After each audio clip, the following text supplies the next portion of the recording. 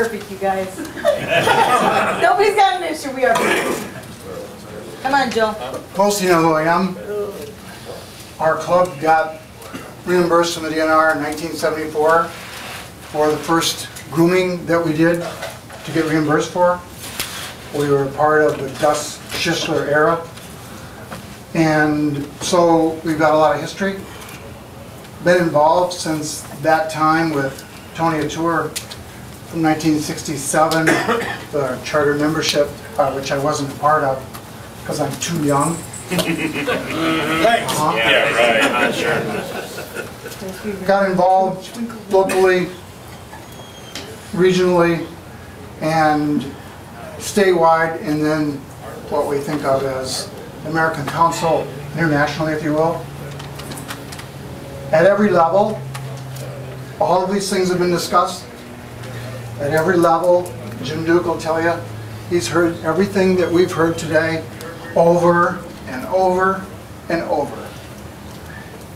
I tried, by becoming president of MSA, to try and facilitate some solutions to our challenges and try to make it a better place to snowmobile and to provide the trails we call ourselves grant sponsors. Every year that we get fed up with the process or program is when we have new people that come in to facilitate the program for us at the DNR level, and they do this new broom sweeps clean thing, and we butt heads for a period of time, and that period of time is very painful. I can remember Gus Schisler, and I didn't know anything about the DNR, but I thought for about 5 years that it was GDDNR because he never talked about it unless he said that. There was a fellow in Marquette, I can't remember his name, Russell, I don't remember his name, but he had the same acronyms for the DNR. That process will continue until we change legislation by influencing our legislatures. That's a whole different issue than what we're looking at here today, but it's part of our issue because we're ticked at the way we're being treated and the cooperation that we're receiving and trying to make it a better program. The issues here today are the same issues we've been talking about for 30 years or however long you've been involved. And you've heard them over and over again. The bottom line is that all these goals are wonderful and all the solutions are wonderful, and we talked about them being possible. The reality is, unless there's funds to do things, it isn't going to happen at any greater pace than what volunteers have time and the energy to volunteer their time to make it happen. So the solution has to be to hire a professional. We like to call it pro bono.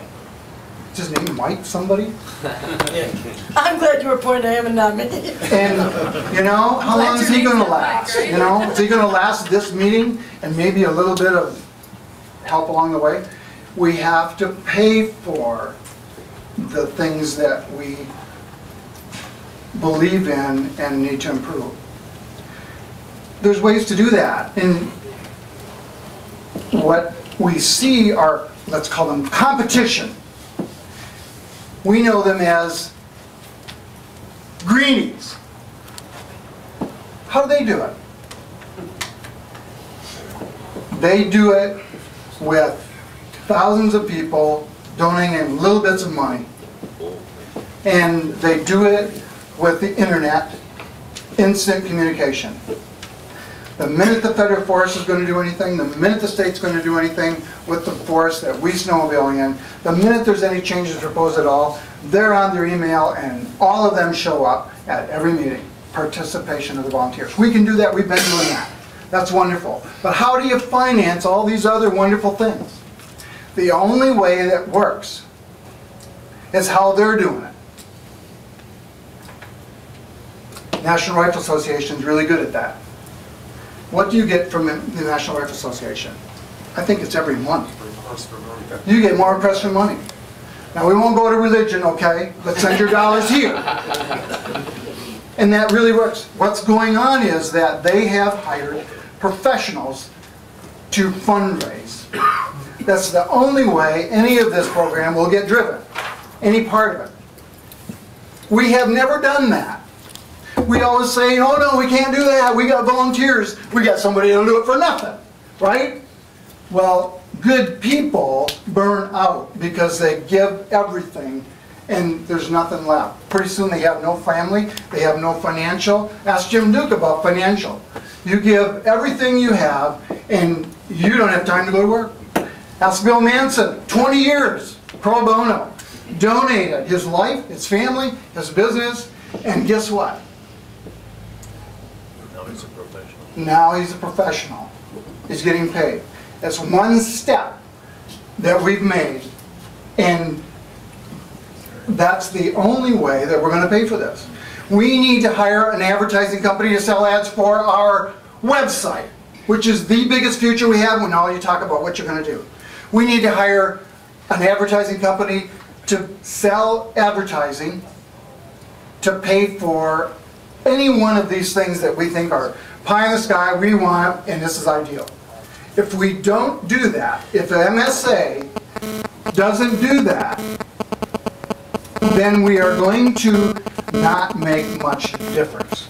These 100 people that were here today are no different than the 30, 40 people or 15 people or 28 people that we met in Marquette.